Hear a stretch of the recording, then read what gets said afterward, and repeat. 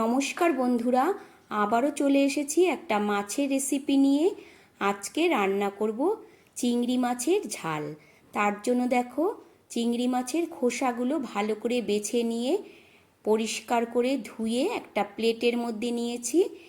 এবার মাছের মধ্যে পরিমাণ মতো নুন আর হলুদ দিয়ে খুব ভালো করে মেখে নিতে হবে।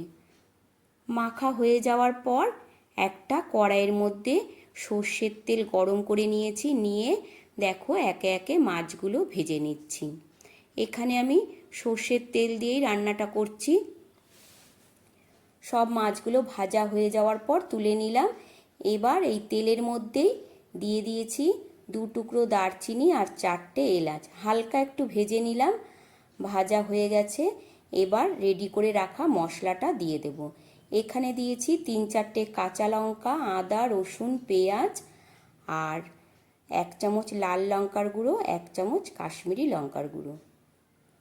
দেখো এবার মশলা খুব ভালো করে কষিয়ে নিচ্ছি। একদম কষানো হয়ে গেছে। পরিমাণ মতো জল দিয়ে দেব। খুব একটা জল দেব না, যেহেতু মাছটা মাখা মাখা হবে।